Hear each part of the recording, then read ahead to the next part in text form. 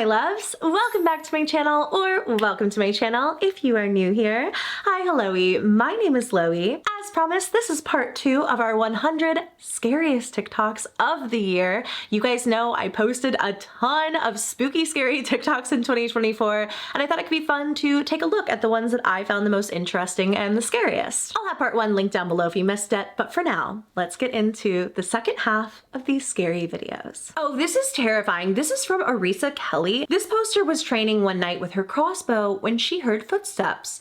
And that was weird to her because, like, when she trains with this crossbow, it has to be in a very, very, like, secluded place. It has to be in a place where she can lock the doors, where she knows no one else is there, just for safety. But it sounded like someone else was there. And then it gets even weirder. It was about 11 p.m. at night. I was on my own and I was filming a crossbow video, so I had set all the doors and alarms to let me know if anyone entered, because I needed to make sure that no one would accidentally walk in front of the target. But this is when it gets creepy. I'm just trying to get my angle for the video. But then I think I hear footsteps further down the building. Just watch my reaction.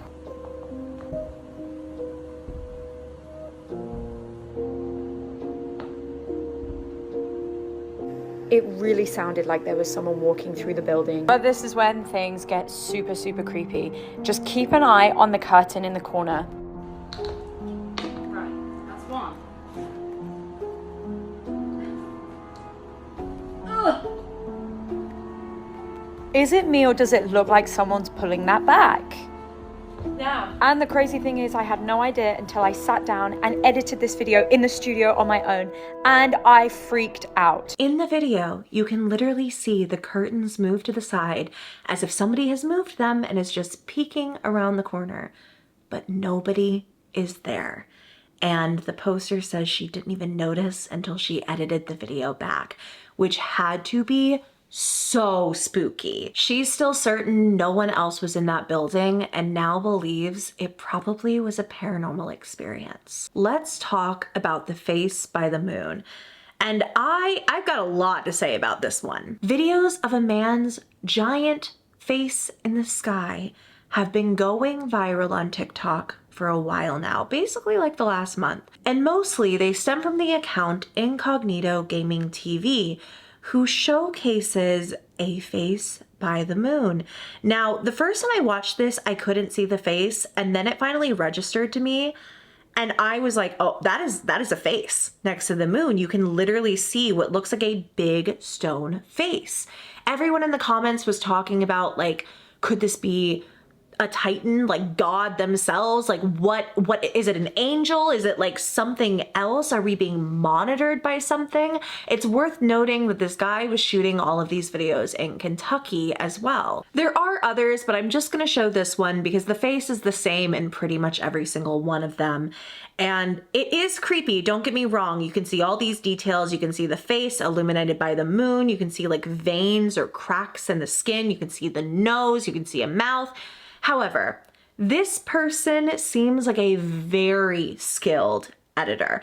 They have made other videos about phenomenons caught in the sky before, all of which look like incredible and convincing editing, but editing, you know? It doesn't make it any less creepy. It's the wildest effect I've ever seen in my entire freaking life. People in the comments have been terrified by the man next to the moon, and it is a horror concept for the ages. I really hope somebody buys this idea from him and turns it into some kind of like insane movie or video game or something so I can explore it further, because like, wow, it is so scary. It all starts 5 days ago when a very normal woman, KatieSantry, decides to post on TikTok about the fact that she thinks her house is haunted. At the time of posting this video, she had only 6,000 followers. At the time of recording this, she has 2 million. Like, people have been plugged in for this. Anyway, Katie comes on and says that something happened that makes her wonder if her house is haunted. I think my house is haunted and I'm freaking out. Like, I'm literally shaking. This is my sunroom. This is where I work. I sit here every day. There's a playroom here, doors here. This is the space. I worked in here last night until about 6:30. Everything was fine. Shut my laptop. We closed these doors so the dogs don't come in here at night. No one is in this room. I'm down this morning to work. The screen shattered. This stuff down here. This hanging off. But the kicker for me is that this that only goes on this shelf and only goes on this shelf ever, up here. Why? I've never put it there. I don't put it here. My phone sits there when I work. Why was that there? Here's the next bit of important information. So we're building a fence, and back here, we dug a hole. There is a rolled up carpet buried underground that we came across as we were digging this hole. Rolled up carpet. There are some alarming things here. I mean, the MacBook just being completely cracked like that. I've only had one MacBook ever do that, and it's because I didn't know that you weren't supposed to leave MacBooks in the car in Michigan in the winter. But what's weirder on top of that is this rolled up rug in her backyard. And even stranger that she came across it, and now this paranormal activity maybe is happening in her house. She shows the rug, and I'm not sure if it's mentioned at this point. I'm just taking you guys through literally the chronological order of the past 5 days events. But the rug is about 6 feet long and buried roughly 2.5 feet deep in the earth. And this is something that goes underneath their fire pit. The rug is massive, and truth be told, with their shovels and their manpower, the rug is not coming out of the ground. And I get it, it doesn't seem like it should be that hard. So many people on TikTok were like, no, just dig until it comes up. But like, it's a long rug, a heavy rug, and it's 2.5 feet deep in the earth. Okay, so a tree was planted above the rug, and it is called a blood good because this was in the hole. And Katie is talking with the audience, and she's like, look, I know that you guys want this rug out of the ground, but this is not something that I personally can do. I accidentally went viral for thinking my house is haunted, and I left you all on a cliffhanger, and I'm very sorry. Hi, my name's Katie, and this room right here, I think a ghost is angry at me because I went to bed and everything was fine. I come down the next morning, my desk is a disaster, and my computer shattered. First theory, so maybe someone tried to break in. No, our alarm was set. That did not happen. Second theory is that the carpet that happens to be 2.5 feet underground potentially holds a dead body. And, you know, that's kind of where I'm sitting because I can't get it out. The carpet is too big and too long. And yeah, it's just stuck there and it's going to stay there because we can't get it. I need an excavator. And it's digging into my fire pit, my stone fire pit, and I really like that area, and that's where we'd have to pretty much go to try to keep getting this rug out, and I'm not going to do it. So we are just going to pack that dirt right back down and hope that that little ghost isn't mad at me anymore and leaves my computer alone once I get it back from Apple, and yeah, lets it be. So they would need an excavator or some kind of equipment to get this rug out of the ground, and it's simply not happening. She also doesn't want to destroy her fire pit, which is in the direct line of where this rug is running beneath the earth.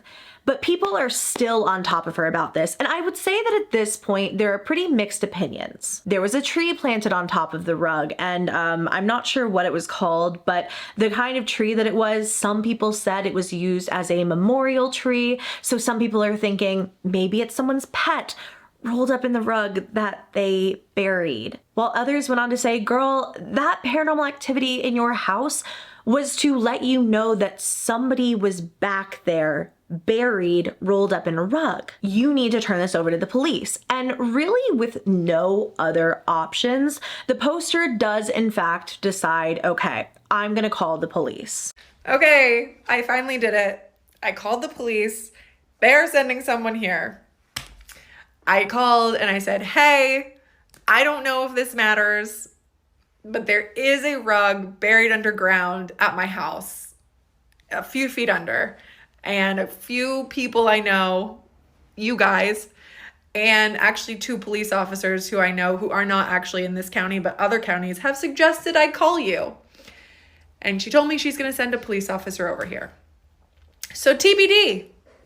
I don't know what happens next. At the time that the police come out, they take a look at the rug and they agree with the poster. This is really weird. I don't think she's telling them, you know, I had this paranormal activity in my office or anything like that, but she's just saying we came across this rug.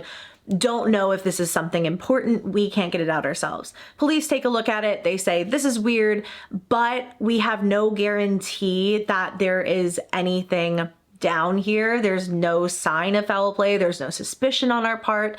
And so we can't actually deploy all of this time and these resources into something that may or may not be there. We need an excavator out here to get that, most likely. Potentially, yeah. You guys all keep telling me just to like go dig it out. It's not that easy, okay? It is so deep. Let me show you again. For everyone saying it's burlap, it's carpet. And I think it goes back that way. So police say to her, look, if you guys want to get this rug out of the ground and if there's something in there, call us back. But right now, there's nothing we can do. I don't know if there's necessarily a proper definition, but the way that mimics have always been described to me, the way that I've always experienced them in my own paranormal experiences, as well as just like what I've seen in others, mimics have the ability to mimic something. Think a loved one, somebody you would know, somebody you would trust, yourself. You could hear your own name calling out to you. Sometimes it's a substitute word for a word that is otherwise known as flesh pedestrian. Y'all know I don't say that word because we don't call them in here in this house. And I think that that might have been where the use of mimic sort of became popularized online. And so for our poster Dustin, it all seemingly begins on his TikTok account with this video titled, "Sometimes I hate living in the Appalachian Mountains, especially at night."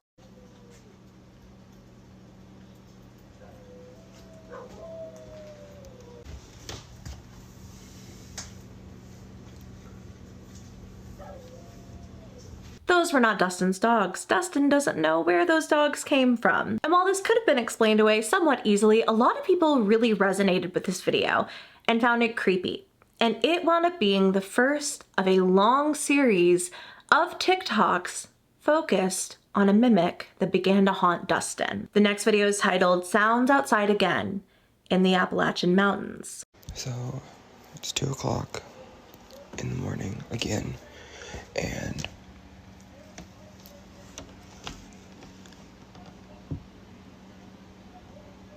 there's a security light right over here, and it just was on and then it went off. Oh, it just came on again. Now, both of those pretty creepy, right?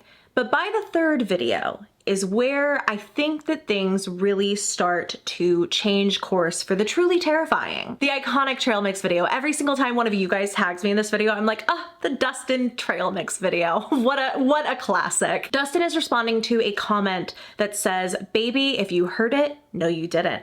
Close those blinds and put some headphones in response to his previous video in which he heard what a lot of people thought was a mimic. However, in this video, for the first time, Dustin captures what he believes is this entity talking. I was just trying to get me some trail mix, and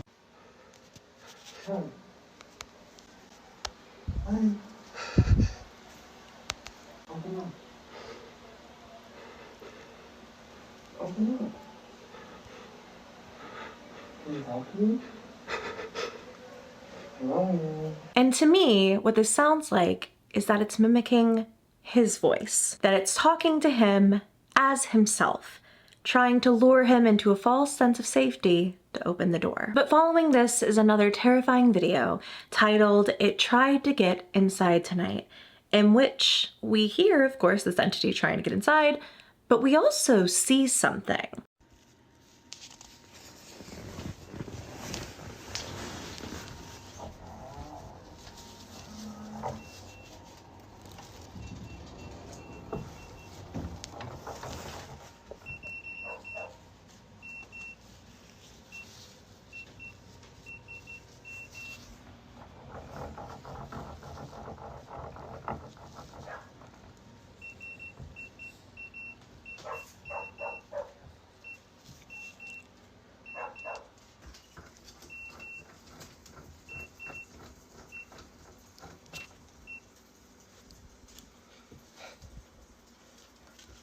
hello?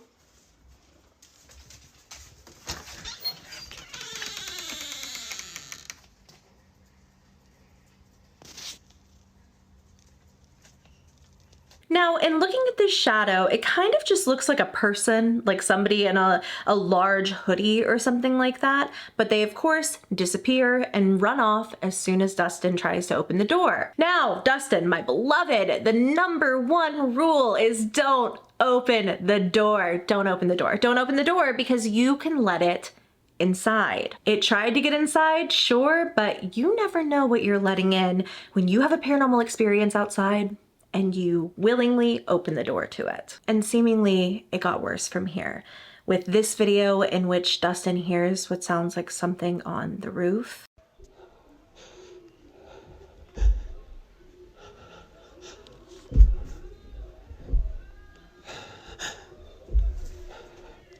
There's something on the roof.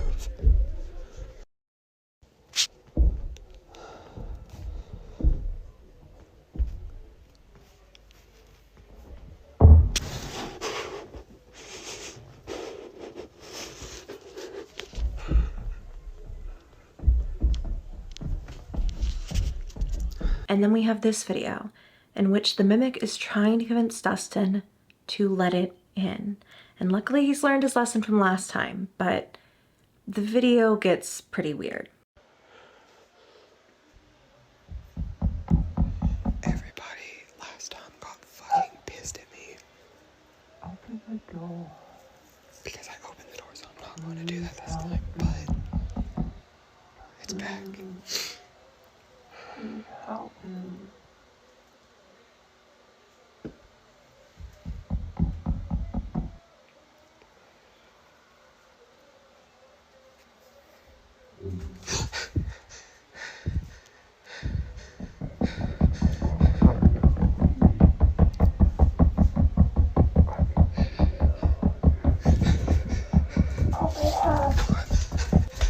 Now, you might be wondering, how does one get this kind of attachment? I mean, whatever this is, it is following Dustin quite literally day and night. It's around this point when we get a pretty clear formula to a lot of these videos. Dustin will just be vlogging at work when something will happen. We'll hear whispers of some kind that he doesn't hear while he's recording. Something will happen in the kitchen, specifically with this alarm clock that is in the kitchen, and I think you guys heard it in the last video as well. It'll just go off intermittently and seems to be attached to this haunting. And then sometimes we will catch glimpses of something over Dustin's shoulder. And it's not like that for every single video, but I will say the figures popping up in the background are so rampant at this point. It's literally just like a Where's Waldo of whatever creepy ghost is in the background of any given video, that I may not call out some of them that are in these videos. So if you see it or if I cut something out,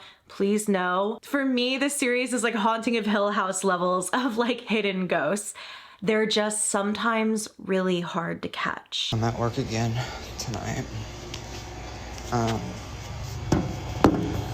I just made some coffee. I don't feel the best. I took a Benadryl whenever I left the house. Or I brought it with me and then I just took it. But Benadryl's weird. It doesn't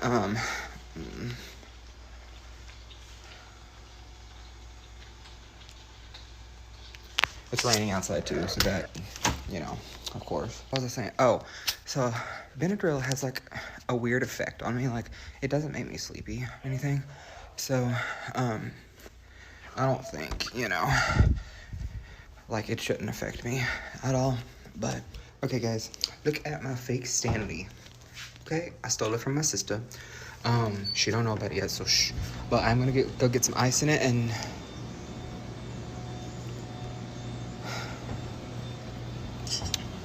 I'm gonna get ice in it, and it should last me the rest of the night. The rest of the night. I can't speak apparently.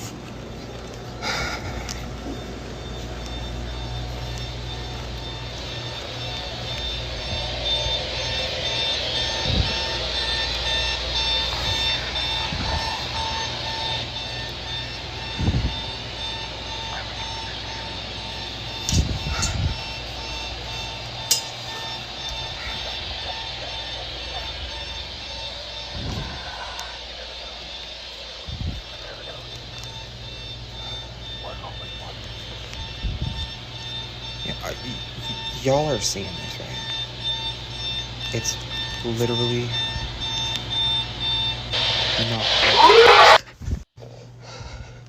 Some stuff happens at Dustin's home, but I'm gonna save those videos for a little bit later.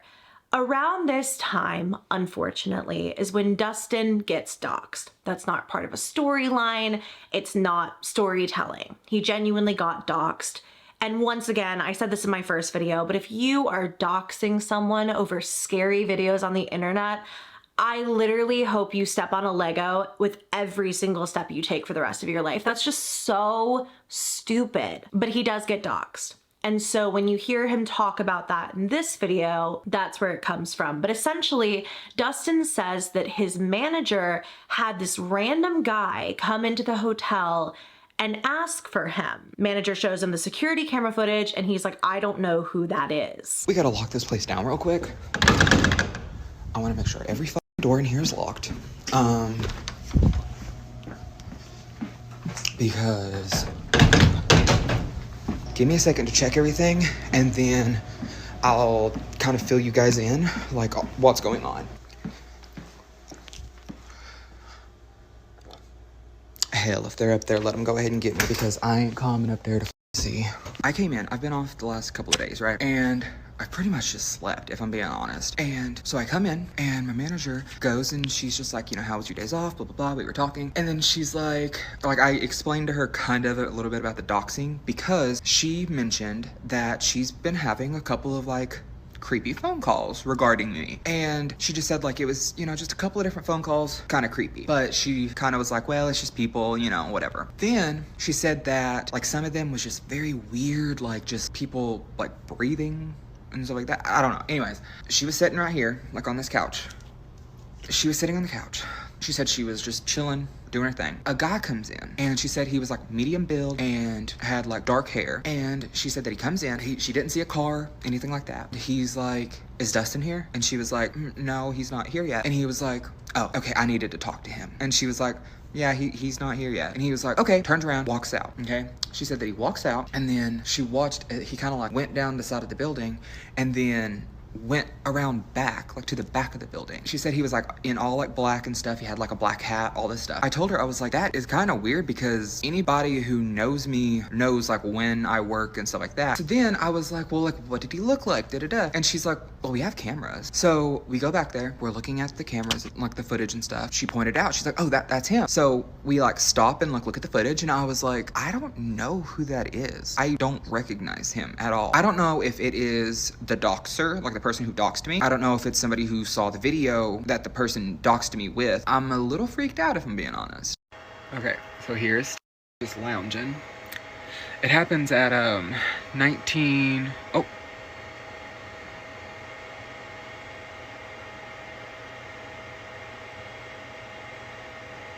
Like, what the fuck?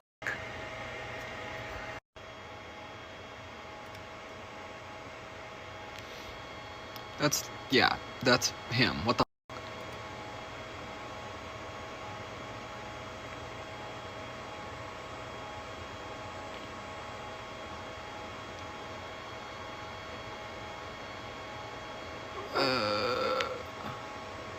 And then walks back that way.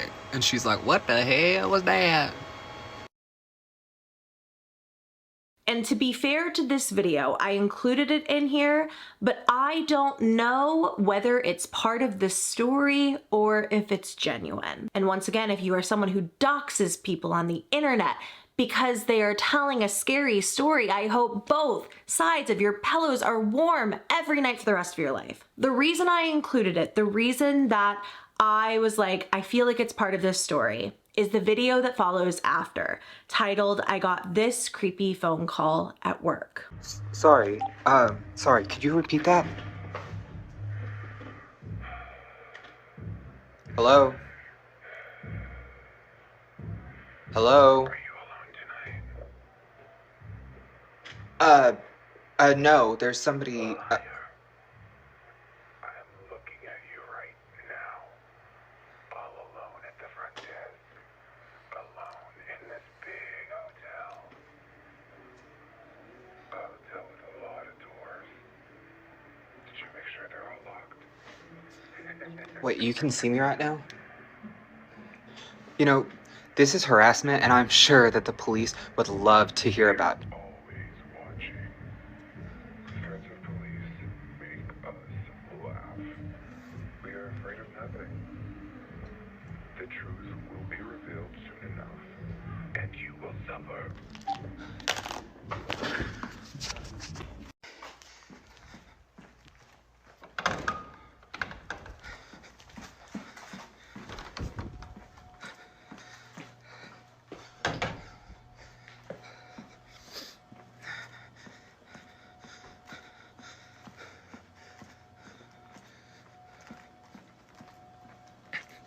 Now, if someone was in there looking for Dustin right before this, right? And then they're calling him up and they're like, I know you're alone. I see you. Like, there's no one with you, trying to intimidate him. It would probably be someone who came to scope out the hotel, AKA the guy we just saw. Now, remember a video or so ago when Dustin pointed out the attic, the creepy attic at his workplace, and was like, yeah, if they're up there, they can get me, whatever. In the next video, the attic is open. I don't know why that door's open. Okay. But, okay, weird. But anyways, oh. I don't know when. I kinda wanna investigate it.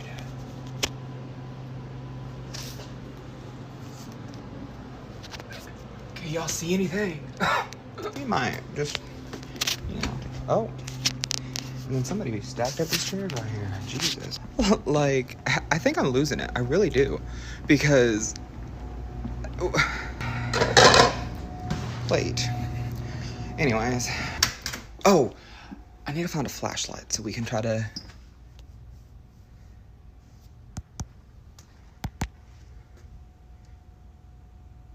Okay. These.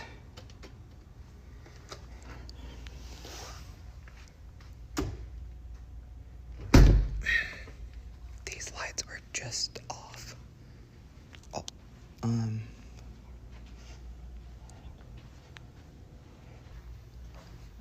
Hello?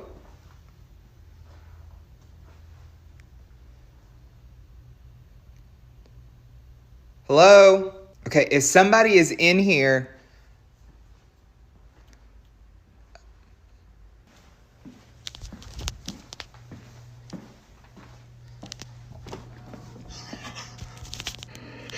Immediately after this, he posted a part 2 in which he was on the phone with his manager saying, there's someone inside, I'm not going back in, the police have to come here. When the police do show up, they don't find anyone.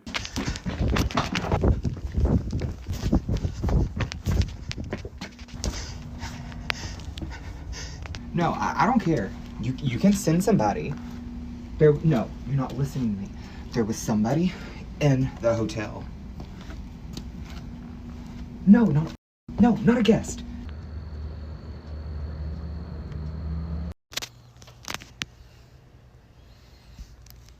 And Dustin, my love, my light, he decides to explore the attic. I don't know why he does these things to me specifically, because this video is probably the scariest so far. Let me paint you a bit of a picture here. Dustin's like, I need to see what's going on in this attic. Everybody keeps asking about the attic. The only flashlight he has in this godforsaken hotel is a hand crank flashlight. So somebody said they want me to look in the attic. I hate you. But I wanted to get like an actual flashlight before I did. So I found one. We actually had one here, but you have to hand crank it. Like, are you fucking serious? So that's terrifying.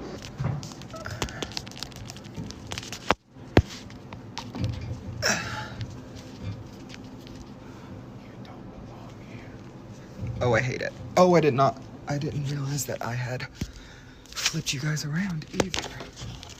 Okay,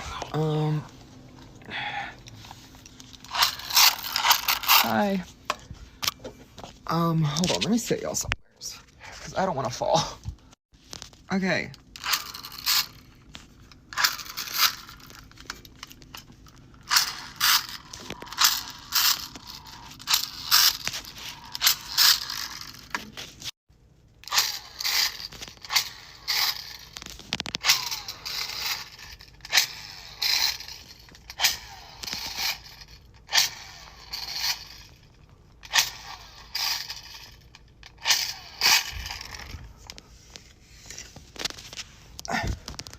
I don't know if I can get any higher.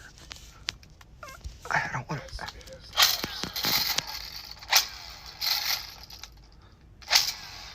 Leave.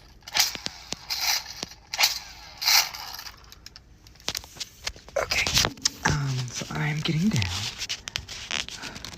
My grandpa is the mother Zodiac killer, and this is not clickbait, so please, I need the power of the internet to share this, bookmark it, and blow my comment section up. These videos all come from TikTok user JFoy 3.0. Now, this poster has come out and said that he's not going to be sharing any additional information on his grandfather or his links to the Zodiac killer.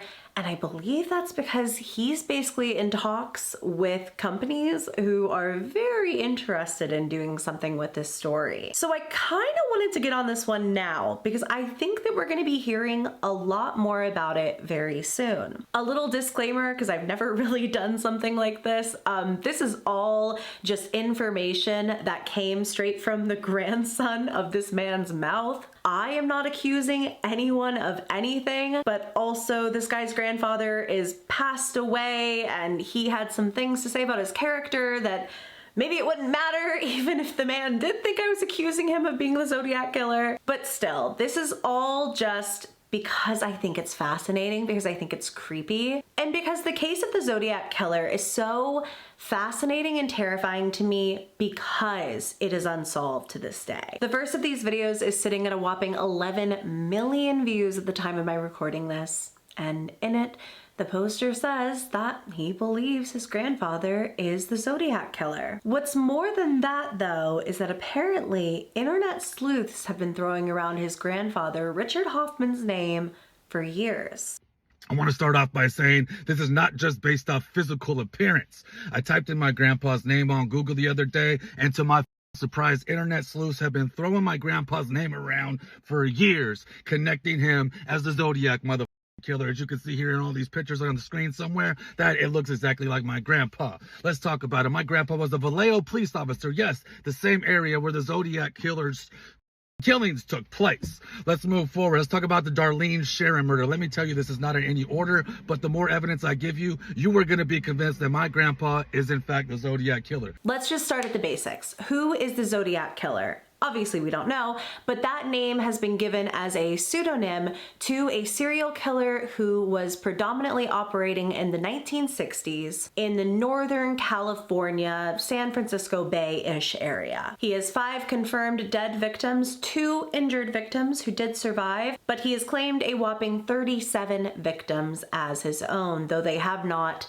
substantially been linked back to him in any way. The Zodiac was known for the cryptic messages that he would deliver to law enforcement as well as later on news publications. He incorporated a lot of ciphers into his work. Interestingly enough, back in 2020, I made a video about the fact that the Zodiac's infamous 340 character cipher had finally been solved. That message reading, "I hope you are having lots of fun and trying to catch me." He then says, "That wasn't me on the TV show." We'll circle back around to that. Which brings up a point about me. I am not afraid of the gas chamber because it will send me to paradise all the sooner. Because I now have enough slaves to work for me, where everyone else has nothing when they reach paradise. So they are afraid of death. I am not afraid because I know that my new life will be an easy one in paradise. Death. Now, at the height of the Zodiac killings, the Oakland Police Department actually got a call from a man claiming to be the Zodiac, specifically requesting that either high-profile lawyers Melvin Belly or Francis Lee Bailey appear with him to talk on the Jim Dunbar show. And this is an infamous clip that went around in which people believed it was the Zodiac phoning in. Famed attorney Melvin Belli, accompanied by police and newsmen, waited 45 minutes today to keep a rendezvous with San Francisco's Zodiac killer of 5 persons. The man who made the appointment never showed up. The meeting was arranged this morning when a caller, identifying himself as Sam, reached Belli on a KGO-TV talk show. He said he was the Zodiac killer and needed help. Here's how it looked and sounded. Talk to us. Just tell us what's going on inside you right now, Sam, please. I have headaches. Yeah. How long have you had those headaches, Sam? In a long time, since I killed a kid. What? Was it before December that you had the headaches? Yes. Were you in service? You might have had an injury in service. Did you ever fall out of a tree or downstairs? Were you ever unconscious? I don't know. However, it was largely suspected that this was just a hoax, and in this letter, in this cipher, literally decoded half a century later, the Zodiac Killer himself confirms that it wasn't him. But I'm getting a bit ahead of myself here. Back to the TikTok. In this first video, the poster specifically talks about the killing of Darlene Ferrin. Darlene Ferrin and her boyfriend Mike or Matt, forgot the guy's name, were driving around Vallejo one night, a night that my grandfather happened to be on duty, driving an unmarked police car and wearing plain clothes. Mike, who ended up surviving the shooting, said that they were being followed around by this car all night in Vallejo before they pulled into Blue Rock Springs. They said when they parked, the car pulled in, a man hopped out of the car, and Darlene, the girl who passed away, said, "Oh my God, that's Richard. He's gonna kill us both." Apparently, she was dating a police officer in Vallejo behind her husband's back. So this guy in her passenger seat is one of her many boyfriends. And it was well known by her friend group that she was dating a Vallejo cop, although she never told them the name. She had a painting party at her house a few weeks before her murder, and it was said that my grandfather, Richard Hoffman, showed up uninvited, and she told her circle of friends that she is scared to death of him, and he was not invited there. My grandpa denies these claims. He says he never laid eyes on her, but then later goes on to say, "I know that she worked at a restaurant locally here in Vallejo." How the f have you never laid eyes on her, Grandpa? You tell me about that. Now, interestingly, there was a call that reported the killing of these two people to the police. At the time, the Zodiac, of course, did not know that Darlene was the only one who passed away. And somebody called up the police department and said, "I want to report a double murder. If you go 1 mile east on Columbus Parkway to the public park, you will find kids in a brown car." He said the weapon that was used and then says, "I also killed those kids last year. Goodbye." Now, what he likely was referring to in that call was the first of the murders attributed to the Zodiac Killer, known as the Lake Herman Road murders. The victims were Betty Lou Jensen as well as David Arthur Faraday. And following this, the Zodiac would not kill again for 7 months. And when he did, it was Darlene Ferrin. It all starts off when I moved to Los Angeles 3 years ago. Now, I posted this TikTok to a trending sound at the time that's copyrighted, so I can't play it, but I essentially turned this road trip that I had into a little skit. I was taking a road trip across the country with 2 of my best friends, and we booked a bunch of old hotels. I specifically wanted to book old hotels because I was hoping that along the way with this road trip, I could also make like a haunted road trip video while I was simultaneously moving to Los Angeles. The first stop of our trip was in New Orleans, and I was really excited. We had booked specifically a very old historic hotel that was supposedly very haunted, and nothing really happened for the first chunk of the night. My friends were very much so like, "Girl, there's nothing here." And they were both pretty skeptical anyways. But when I was asleep, I had sleep paralysis, as I basically say in this TikTok. I had a sleep paralysis demon laying on my chest, holding me down. And I experienced a sleep paralysis. It was absolutely terrifying. I was literally laying in bed between 2 of my friends. And as I'm like coming to, you know, when you have a sleep paralysis episode, or maybe you don't, when you have sleep paralysis, it's kind of like, at least for me, all the little bits and bobs of my body just start waking up bit by bit. I can slowly start to feel my body again. And then suddenly the demon was gone, and I felt something wet drip onto my head. And wouldn't you believe it, the very next day, leaving that hotel, after I told them what happened, my car broke down. My car broke down and we had to stay an extra day in New Orleans. But you know where we didn't stay? That hotel. I don't know what dripped onto my head, but I did look up at the ceiling and there was nothing there. That video never really turned into anything. It turned out to be kind of more of a stressful trip. I was moving across the country with my friends, of course, but I was doing it alone. I was moving for the first time on my own, living in a house with myself, and yeah, that video ended up kind of getting scrapped. That was the most interesting thing that happened on that trip by far. And now I'm gonna just play you a few of my TikToks and hop in when I need to. This viral mimic video of somebody hearing their mom call out their name when their mom is not home has a darker context to it that makes it so much scarier, and I haven't seen anyone talking about this. Gabe? Gabe, it's your mom. You should come out.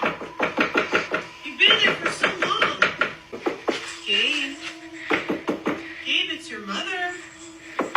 You should come out. Then what's your name then?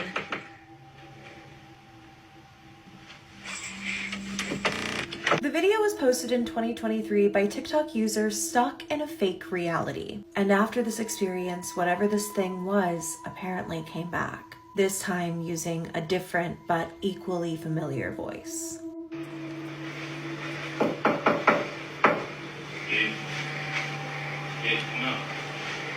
Watch some scary movies. Got some Scream free ready to go. What are you doing in there, dude? It's been almost a month.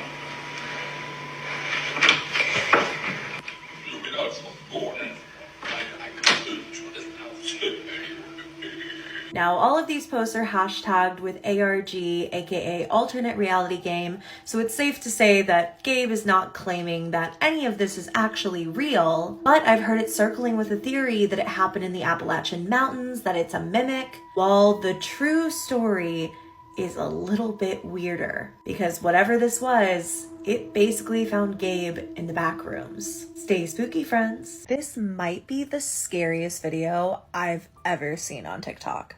TikTok user Motowens was just riding his dirt bike in the forest one day, just recording himself doing it, going on an adventure. And then he gets to a fork in the road. He's commenting on how this trail seems to go on forever, when suddenly the forest goes silent. Holy crap, dude, this trail going on forever.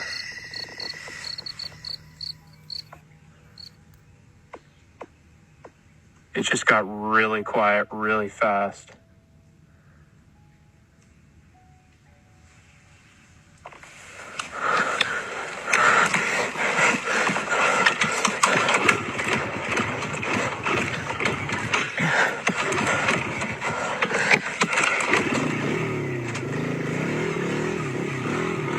He immediately hightailed it out of there, but that's what he saw. No, thank you. One of the kind of memes that was going around TikTok for a while was the Hat Man Benadryl meme. I don't know if you guys saw this, where people talked about like, took too much Benadryl and I saw the Hat Man. The Hat Man is a sleep paralysis demon that some people claim to see, who is just a shadowy figure wearing a big hat. And somebody made this viral audio and I couldn't resist making a video to it. I can't take Benadryl because I owe the Hat Man money. And I just don't want to see him. Something else I really love talking about, and something I want to talk about more on my channel, is cults. I'm very, very, very fascinated by cults. I feel like I don't necessarily delve too far into the true crime genre. To be totally honest, I like watching it. I definitely watch true crime videos, but I don't know how people make them on a consistent basis. They upset me so much to make that I just can't. I've made like a handful over the course of my career, and I'll sometimes talk about like various cases and just small things on my TikTok, but I'm not usually someone who makes full-length videos on true crime. However, I think I could talk and talk and talk and talk and talk when it comes to cults. And there's one cult that I became very, very, very fascinated by after a specific documentary on HBO Max called The Way Down. Do you think God hates fat people? Gwen Shamblin sure did. Kidding. She just thought they weren't going to heaven. Born in 1955, Gwen Shamblin was an author and the founder of a Christian diet program known as the Way Down Workshop. Despite a literal master's degree in food and nutrition, as well as being a registered dietitian, Gwen Shamblin denied that genetics, metabolism, or any behaviors explained why some people were thin and others were overweight. When she started the Way Down Workshop, she suggested that you could pray the weight away. And boy, did these people pray the weight away. By the mid-1990s, the Way Down Workshop had proved to be so successful, it was being taught in over 5,000 churches in the United States alone, not to mention additional churches in Great Britain and Canada. But this wasn't enough for Gwen, and by 1999, her true intentions became clear. After Gwen said some troubling things denouncing the Holy Trinity, her Way Down Workshop was pulled out of churches all over the country. In 1999, Gwen founded her church, one she would refer to as the True Church, Remnant Fellowship. Former members of Remnant Fellowship Church would later come forward and say that Gwen expected all members of the church to be enrolled actively in Way Down Workshop classes, the cost of which came out of their own pockets, and she also encouraged them to give their church, the True Church, all their money. Members were expected to be thin and upheld to unrealistic weight loss standards. If a member of the church didn't lose enough weight quickly enough, they were told to fast, sometimes up to like 40 plus days at a time. It was one of Gwen's widely accepted beliefs that the faster you lost weight, the holier you were and the closer your connection was with God. She was so focused on this message, on this appearance being upheld, that she pretty much banned her own husband, David Shamblin, from ever attending the church because he got a little older and gained weight. Shocking. I know. Despite preaching for decades that divorce is unacceptable and not something you can do in her church, in 2018, Gwen would leave and divorce David Shamblin and marry Joe Lara, all within like the same month. Joe Lara was a former actor who had played Tarzan in a TV show adaptation of Tarzan called The Epic Adventures, and he would also be the person flying a plane to a MAGA convention with Gwen and several other high-up members of the church in tow when it went down. That day, 7 people would die, including Gwen and Joe, Jonathan and Jessica Walters, David and Jennifer Martin, as well as Brandon Hanna, who was the husband of Gwen's own daughter, Elizabeth Hanna. The life and lies of Gwen Shamblin run so incredibly deep. If you want me to do another video on this, I totally can. But in the meantime, I totally recommend this documentary, The Way Down, which is available to watch on Max and was produced by Chrissy Teigen.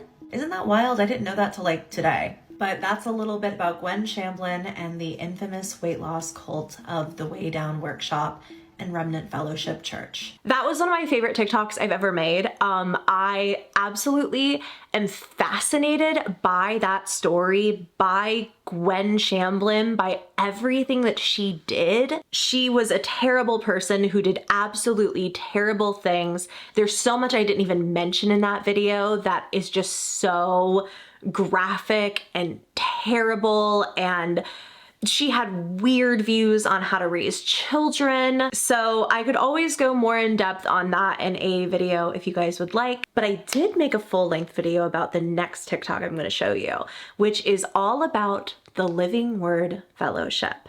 I grew up next to a cult, and I'm about to show you the pamphlets and cassette tapes that they distributed to their members.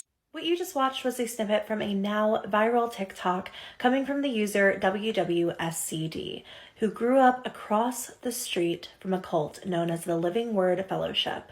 It was founded by this guy, John Robert Stevens, after he became disenchanted with his own denomination of Christianity when they denounced doomsday cults, essentially. Different like healing practices that were super popular in the 1950s. His denomination was like, yeah, we don't really support those. And he was like, well, I do. I'm gonna go make a church. Stevens was quoted as saying that the day of individuality is ending and that God did not want to deal with individual people. He wanted a hive mind. What you're looking at here is a campus and church retreat for the cult known as Shiloh. Shiloh was at one time home to more than 300 people who described their daily lives there as nothing short of slave labor. They worked 12 to 15-hour days, basically building the entire church retreat by hand. But Shiloh was made for something much more. What you're looking at was made to house more than 6,000 people in the event of the end of the world, which this cult believed was coming. We are just getting started. There's a full-length YouTube video up on my channel, youtube.com/LoeyLane now, so go watch, because it's a weird one. That also wound up being one of my favorite videos I've ever made in terms of a long-form video. I just really enjoyed researching and, I don't know, just delving into the world of these cults. I think they're horrifying and fascinating, and yeah, if you guys want more cult stuff, I guess let me know. I thought it would be fun to go through my most popular scary TikToks with you. The first one being the absolutely iconic Reddit lamp guy post. One in which I titled a video, "When I'm 10 years into a happy marriage with 2 kids and I realize the living room lamp doesn't look right." This was a TikTok that did, I mean, just insanely well for me. It got tens of millions of views across the internet. And it was crazy how many people knew what I was talking about from that sentence alone. But there were a lot of people who didn't know. So I did make a follow-up TikTok talking about the Reddit lamp guy story and going into detail for anybody who is unfamiliar. I'm so glad that video found Reddit lamp guy TikTok. I was a little worried it was too niche, but for those of you who haven't heard the story, this video is for you. The original Reddit post was made on a throwaway account like 12 or 13 years ago at this point and was deleted pretty shortly after it was posted. Originally, it was a comment left to this post. "Have you ever felt a deep personal connection to a person you met in a dream, only to wake up feeling terrible because you realized they never existed?" OP opens the post by saying he was in his final semester at college when he was involved in what we'll say was an accident for TikTok purposes, but it left him unconscious on the ground, knocked out for several minutes. During those several minutes, he lived a completely separate parallel life. He met a beautiful woman, pursued her for months until she agreed to go out with him, and then eventually they got married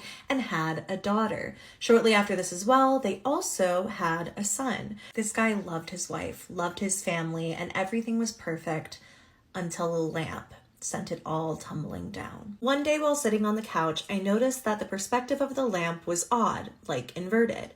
It was still in 3D, but just wrong. I was transfixed. I couldn't look away from it. The next morning I didn't go to work. Something was just not right about that lamp. The man's wife, after days of him sitting motionless on the couch and just staring at the lamp, took their children to her mother's, and it's once they left the house that the man realized his entire life had not been real. Then he woke up, still on the sidewalk, surrounded by paramedics, and incredibly confused about what had just happened. He says he went on to grieve his family as if they were completely real. He spent a lot of time really depressed and confused, and he said he still sees his son sometimes out of the corner of his eye, forever 5 years old, and he can never hear what his son is saying. So that's the Reddit lamp guy story. Guy gets knocked out for a couple of minutes on the sidewalk, lives a full, beautiful, happy life with a wife and his family during the couple of minutes he's knocked out, and is tormented and haunted by it to this very day. Nobody knows where he is now because he deleted his account, deleted the post, deleted it all. But to this day, this is a story that sticks with me. My husband saw me standing in the corner of the room when I wasn't even on the same floor of the house as him. You guys have got to see this. Right over there. Yep, standing right over there. Yep, there. Oh, there she is.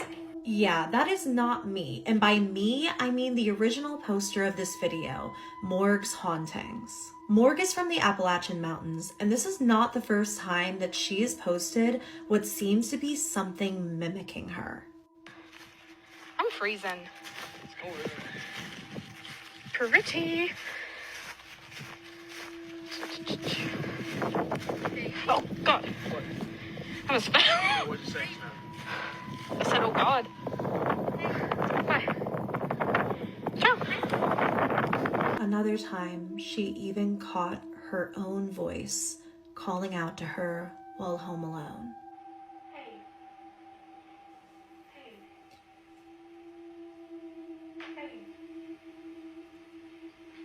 I think that is one of the creepiest things that I have ever caught on camera and that I have ever experienced in my life.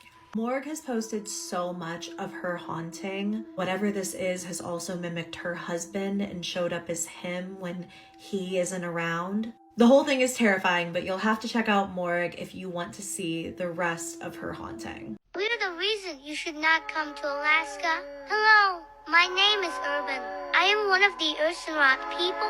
We live deep in the mountains of Yupik territory. Y'all, this video popped up for me at like 2 a.m. and scared the bejesus out of me. But you know me, I can't help myself. So let's talk about the Urbanamerica people. They originate from Yupik stories and traditions that describe them as small, human-like creatures. Some stories suggest that they exist in almost like pocket dimensions outside of our own and can come and go from our reality as needed. While some people believe that the Urbanamerica are good luck, others tell stories about abductions in which the Urbanamerica people will take them and whisk them away into underground caves and layers. Some who have encountered the Urbanamerica people say that they can be found hunting, gathering, fishing, and not really posing a threat. But I was curious about those stories in which people claimed to be kidnapped by them. And I found a story of one such case posted to the Alaska Paranormal Forum by Jesse Desmond. According to the story, a man encountered a young boy while he was out hunting birds. This is truly in the middle of nowhere, like hours outside of the closest town. And he encounters this little boy and asks him, "Where's your dad? Where are your parents?" And the little boy just cried and cried and cried and said, "I don't know." The man also noticed that there were no footsteps in the snow around the child either, almost like he had just appeared there. The man took the boy back to his village, gave him a meal, and after that he started to open up about the little people that he had met. The boy had been brought into the mountains by these little people who he met, and among them he also met another young girl who had been missing for 40 years. For whatever reason, the Urbanamerica people decided to let this little boy go, and that was when the man found him. So it sounds like the kid was on their good side, but here's what this video says happens if you are not on their good side. We will lure you off the pathway with strange sounds until they are completely lost. Then we will appear and offer you help, and if you accept, it will be the biggest mistake you ever make. We will take you deeper into the bush and tie you up in a tree. Then we will throw rocks at you, poke you, laugh at you, and leave you to the wild wolves and bears to return you to Mother Nature. So if you're ever in Yupik territory, be respectful and do not disturb our lands. This video from a haunted house that was captured on TikTok will never fail to freak me out. This all starts off in 2020 with TikTok user Umsamiguess. She sets out trying to catch the ghosts in her house on camera, which are very, very active. And she ends up seeing some creepy stuff. Do you think you could do it now?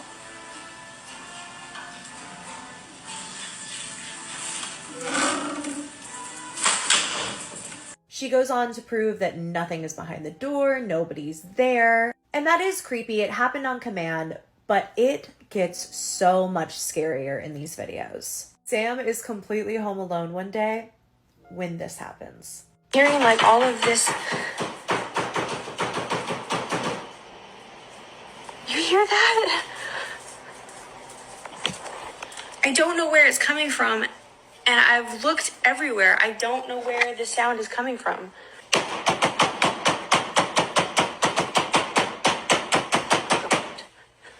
God.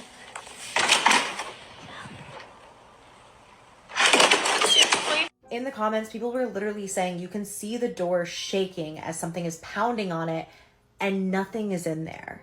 Over the years, Sam has continued to capture paranormal footage on TikTok. And she's not the only one experiencing this haunting. Are you guys tapping on something out here? Oh, I thought that was you. Oh, yeah. Wait, shh. Where is it? Yeah, it sounds like it's coming from back here.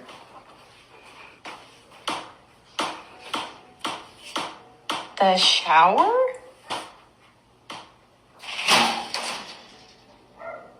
The way that the tapping gets faster when they enter the bathroom and then stops as soon as they open the shower door too is so freaky to me. Sam's paranormal experiences are terrifying to say the least, and she still posts about them to this day. Tell me a ghost story that sounds completely unbelievable but is entirely true.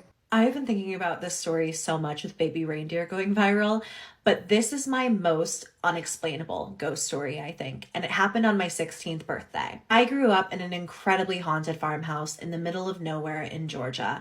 Now, at this point, I'd probably been living there for like 3-ish years, and I was really used to the paranormal activity in the house, but recently it had started taking a turn for the kind of darker and more sinister. For example, around this time, my brother and I both had an experience where we both heard our dad scream our respective names. At the same time, we both come running out of our rooms, go dashing to my dad's bedroom. Our dad had not called us. He has no idea what we're talking about. And then later when we're talking about it, we both realized we had each heard him call our name. Like I had heard him call mine. My brother had heard him call his. On my 16th birthday, we went to Six Flags over Georgia. I had a small group of my friends and I, my little brother, my family, we all went to Six Flags, right? After our day at Six Flags, one of my friends was going to stay the night. We wound up making some snacks, we watched some movies, and we settled in for the night. We had been riding roller coasters all day, eating candy, and my little brother was wired. He would have been like 12 at this time, and he was just annoying the ever-living crap out of my friend and I. So I ended up locking my bedroom door to completely close him out. I had my bed kind of in a corner of this room, pressed against one door that came out to a hallway kind of over into the foyer area, like the front door. And then the other door was like the door that I would use to actually go in and out. It wasn't blocked by furniture. And that was the one that I locked. But the other door was still inaccessible because it was blocked by furniture on the other side. So there was no way in and out of this room all night. In the middle of the night, somebody shakes me awake. I physically feel like somebody is like shaking my body. I wake up, I look around, I think it's my friend waking me up, but she's still fast asleep next to me. I'm sleeping like against the wall. Again, my bed is sort of in the corner. She's sleeping on the side that's like closest to the door that actually opens into my bedroom. I'm looking around the room trying to figure out what's happened when I notice something on the floor staring up at me. My dad was a teacher, and he often got little gifts from his students. One of those was a Rudolph the Red-Nosed Reindeer plushie. I fell in love with this plushie. He wound up giving it to me. I just had it in my bedroom as a decor piece. I had it on my nightstand, which was at the foot of my bed because I had arranged my room so strangely. And when you press this plushie's ear, it would light up and it would dance and it would sing a little song. And I look down in the middle of the night, and somehow this Rudolph the Red-Nosed Reindeer plush has gone from the foot of my bed on the opposite end of the room in a perfectly stationary place to now sitting directly beneath the bed, staring up at us sleeping. And as I'm looking at it, wondering, how in the hell did that get there? It goes off.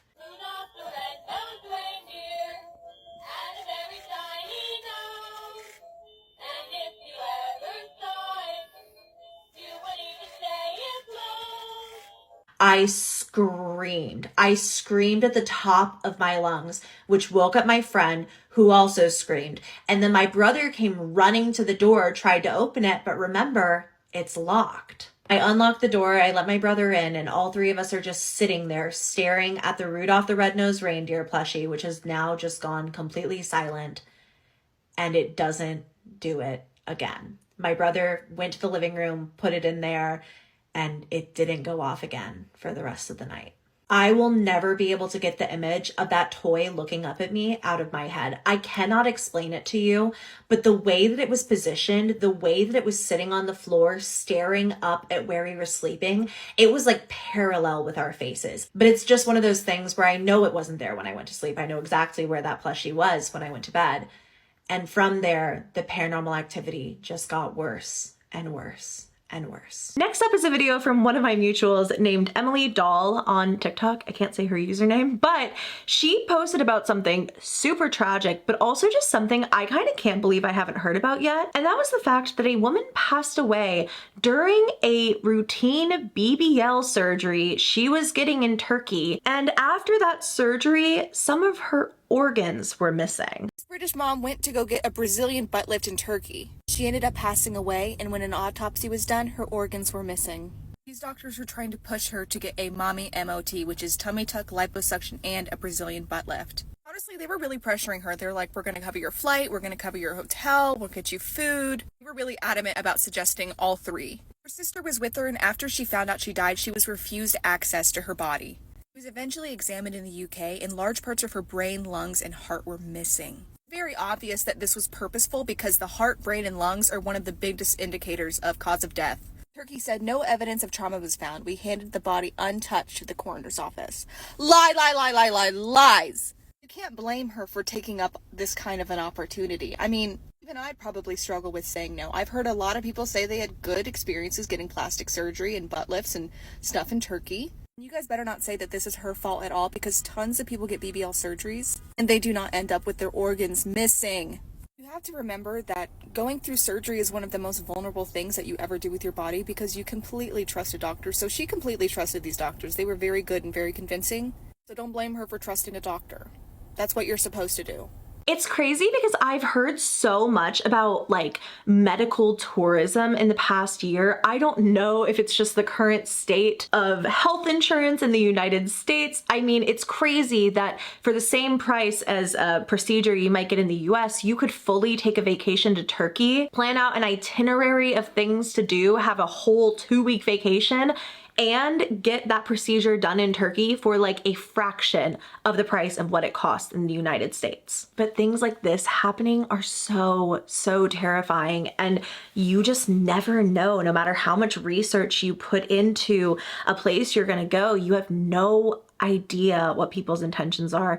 And kind of like Emily said in this video, like, you put all of your faith and your trust into doctors, and for something like that to happen, it's absolutely terrifying. While I was editing, I looked into it a bit more. This woman's name is Kadel Brown. She passed away at the age of 38, leaving behind 2 sons. She was actually in Turkey with her sister, who was scheduled to be operated on by the exact same surgeons. Her sister Leanne says that she was denied the right to even see her sister's body, which is like unheard of.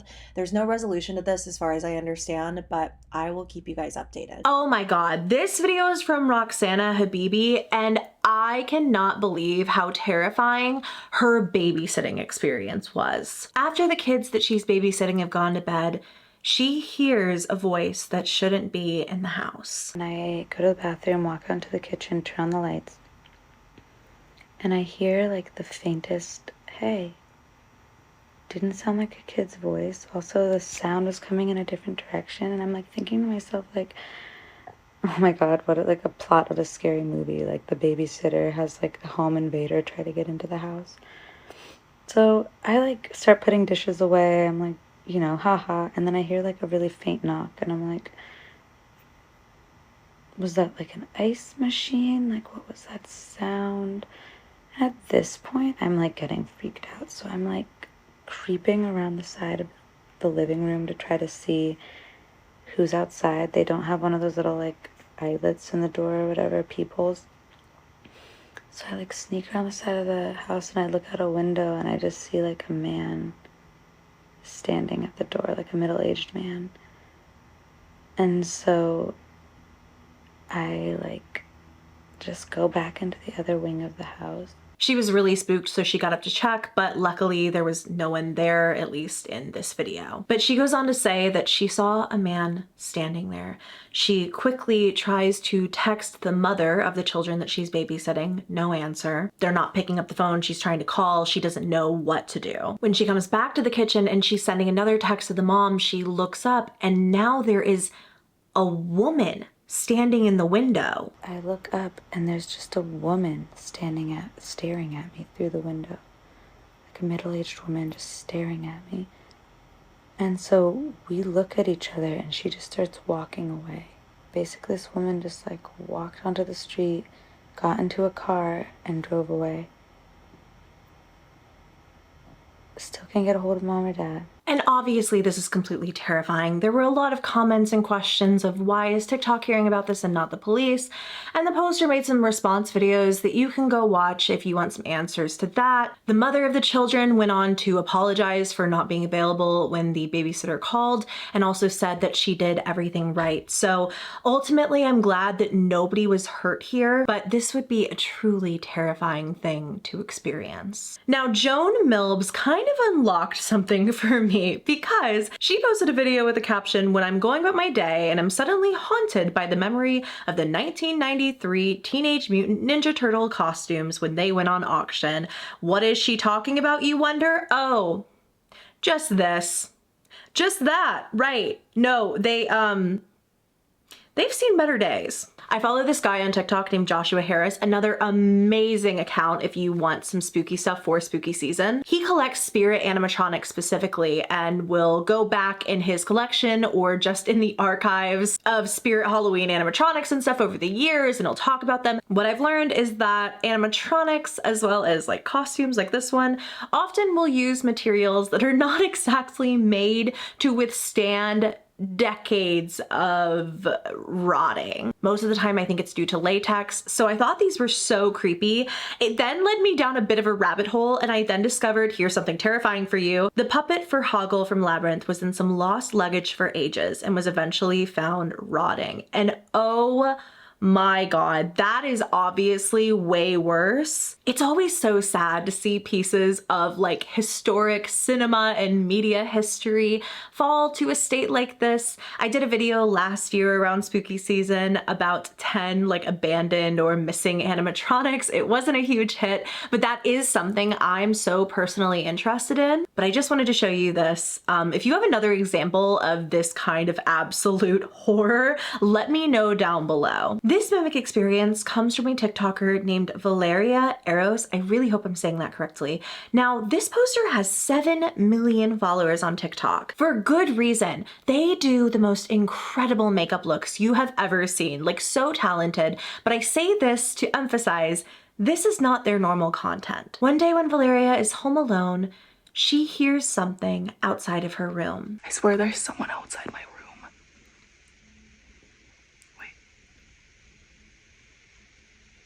Hey.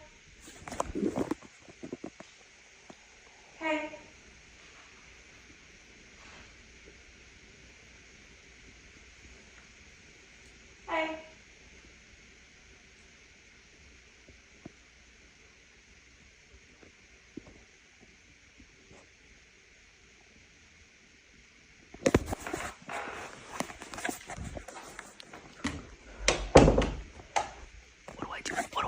In a follow-up to this, the poster goes on to explain that this is particularly strange because not only had she heard that, she had also heard what sounded like somebody repeatedly sneezing, like achoo, achoo, like over and over and over again, and she thought it was really, really weird until she put 2 and 2 together that she had been sick recently. So if it is a mimic, maybe it was mimicking the sound of her sneezing and had been around all that time. I then heard grunting, like, I can't recreate it, but it was in a very deep voice, and it almost sounded like a man.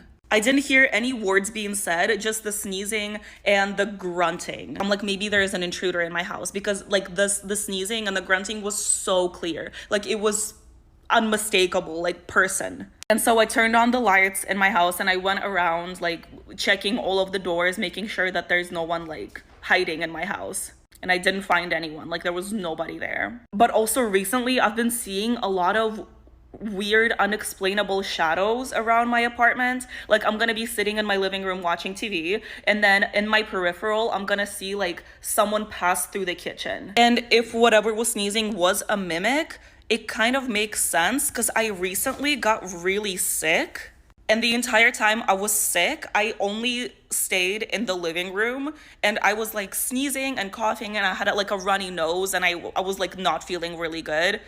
So I'm like, was it mimicking that, like, the time that I was sick. I have no idea. Tell me what you guys think. I'm not sure what ended up coming of this, if the poster ever found a reason why they were hearing these things, what those noises were, but safe to say that she believes it's a mimic.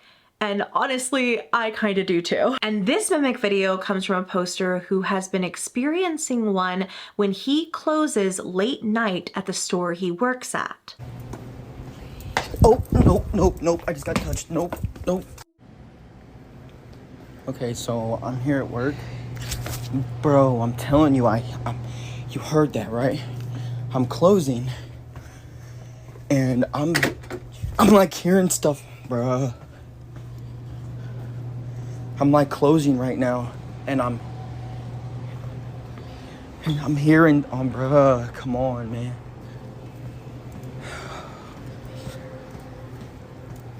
Nobody's in here. I'm literally closing. Yo.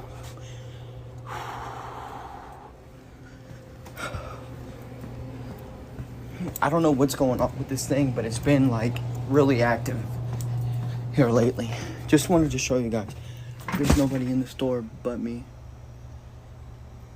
Now, this guy has been posting these videos pretty much all year long, and the activity has really varied between things like this, like hearing whispers and stuff, to being pushed. It's really creepy, and if the videos are real, I would agree this is probably a mimic. Another amazing TikTok account to follow for spooky season is Tatiscreepystories. Now, Tati told a mimic encounter story of her very own, and it gets a little too close for comfort. You'll see what I mean.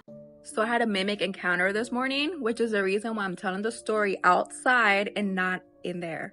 So this morning at about 4 a.m., my husband was getting ready to leave for work. Typically, right before he leaves, he'll go into the bedroom, he'll give me a hug, he'll give me a kiss, and that's my way of knowing that he's leaving. I heard when he disarmed the alarm, when he got in his car, he has a really loud truck. I heard when he turned it on, and I heard when he drove off.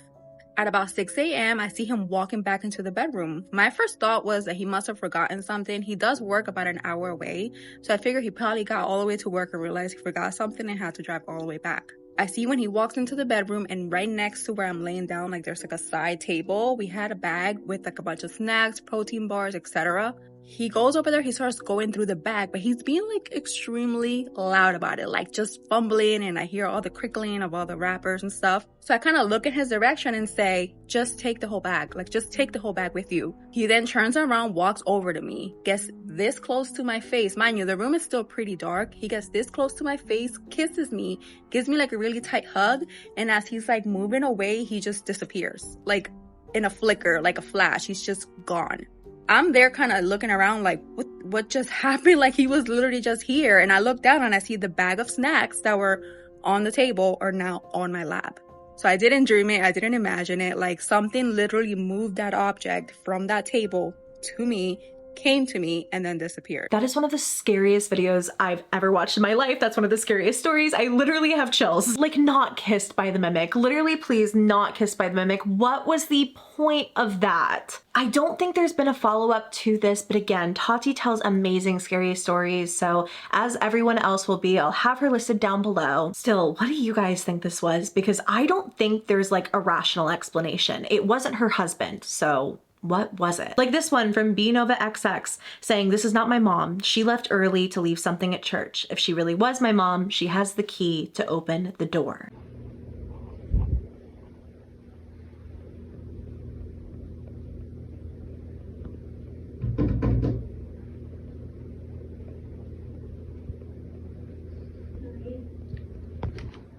¿Qué? ¿Eh? Sacándome las cejas. Sí. You can see at the start of this, the poster literally starts off with scissors in her hands and then hears that it's her mom and puts them down. But that's what a mimic does. They lure you into this false sense of security. And in this case, a lot of commenters were saying, that's what's so scary about a mimic. You can't tell it apart from a real person. Then Tiffsghosttalk literally captured a mimic on camera while talking about a mimic experience. She says that while in the middle of cleaning, she hears a door shut. She doesn't doesn't know who or what could have made that sound. So she starts recording, and that's when she hears this. Louie's in the living room by himself, but I hear this door slam, and then I swear I thought I heard like me say like hello or hey or something. So I'm trying to wait and see if it does it again, because I'm a nervous laugher, so.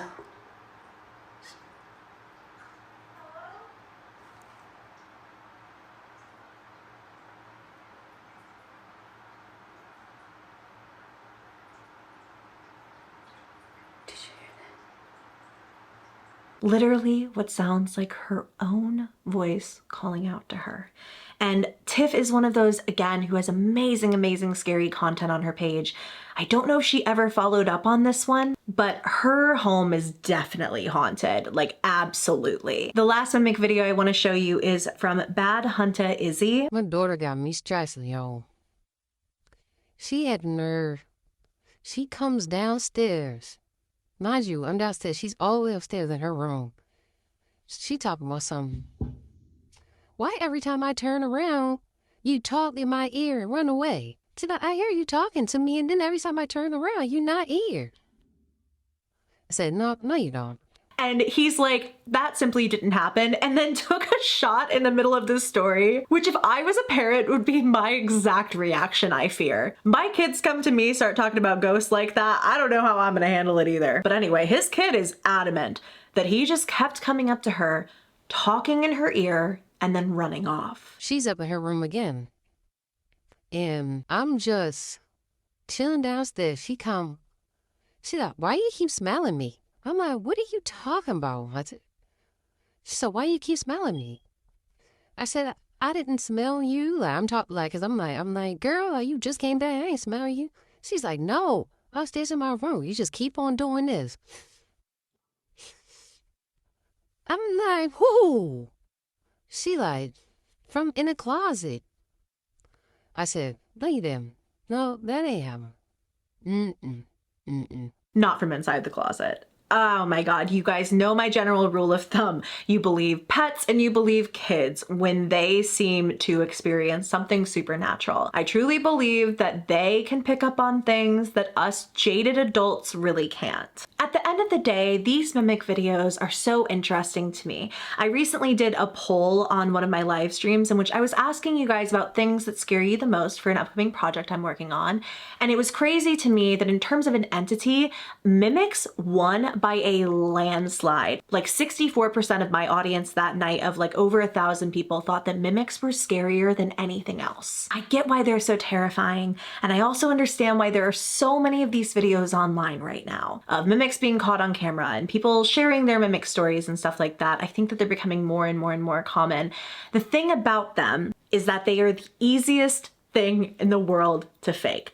All you do is film your door closed and then add audio of your own voice muffled to splice in, and suddenly you're hearing a mimic. So that's totally something I know going into these, that a vast majority of the actual mimics caught on camera probably aren't real. But then there's stories like that last guy talked about, or like Tatiscreepystories, or even Tiffsghosttalk, where like I completely believe what they're saying. So it's really interesting. I'm so curious to know what you guys think about the recent virality of mimic videos. Why do you think it terrifies us so much? I think it's like the nature of the uncanny valley. Something can seem so human, but there's something about it that's a little bit off, and you know it's off because you know that's not your voice talking to you, or you know that's not your best friend who lives out of state, or your mom who's been away grocery shopping all day. I don't know. I'm very curious though to hear what you guys think about them. Next up, this TikTok comes from Ghost Shows on TikTok. Amazing name. And this is a clip from Zach Bagans' Haunted Museum at 1:15 a.m.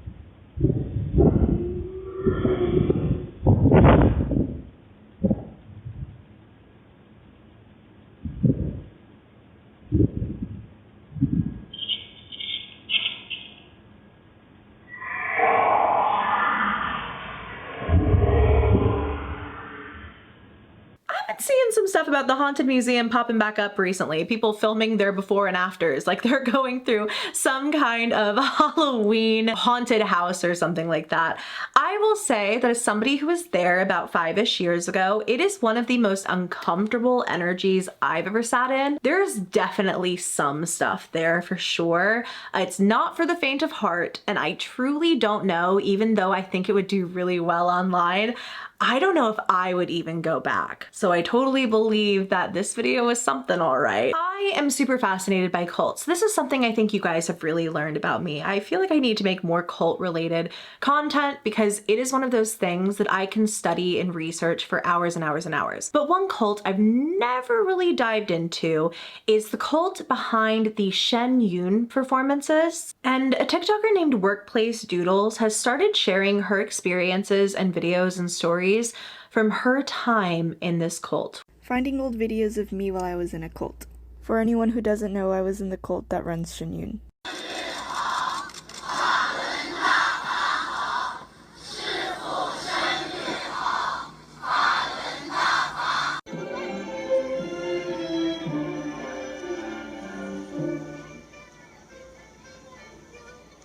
I was 18 in this picture and we did a protest in Washington, D.C. I was pretty self-aware at this point, so I was really miserable. Just look at that face. Now, I'm not familiar with this. I actually see posters for Shen Yun all over Los Angeles. Like anytime I go get my nails done or I'm just walking down the street, I will see posters for it everywhere.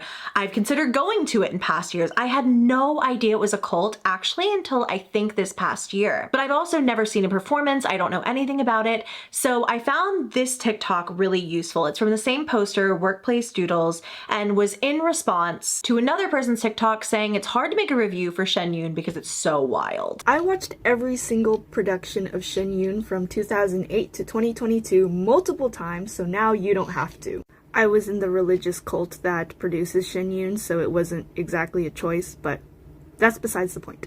Shen Yun has new choreography and costumes every year, but the structure of the overall performance is always the same. They always kick off the show with a dance performance about Buddha and gods and goddesses coming down to Earth and creating Chinese civilization. This, of course, was to hone in on the divine culture aspect of Shen Yun, which they had been marketing for a really long time before the whole China before communism thing. This means something completely different to the cult members who are watching in the audience, but more on that later.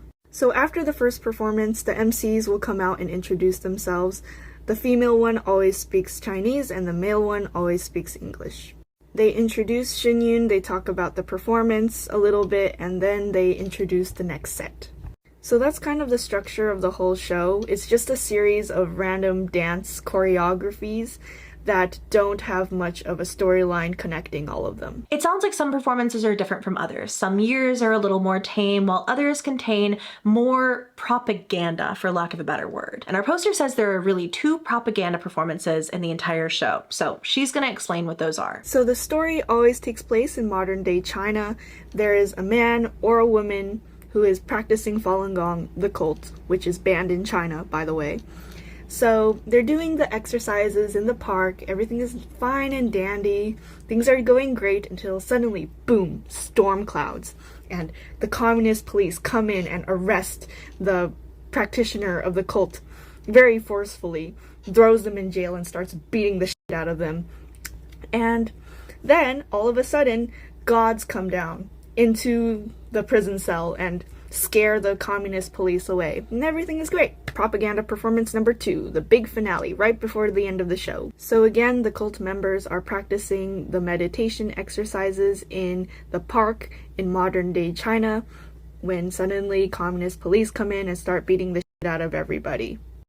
But this time, no gods come down, no, not yet. Instead, there is an apocalypse. Either there is a flood, a tsunami, earthquake, etc. Basically, the world is ending when all of a sudden, a man dressed as the Buddha walks out on stage, waves his hand, and everything goes back to normal. The communist police are washed away in the flood or whatever runoff, and all the world is heavenly again. gods and goddesses come down and dance on stage. The Falun Gong members and the practitioners are all dancing on stage with the gods, and all is well in the world. End scene.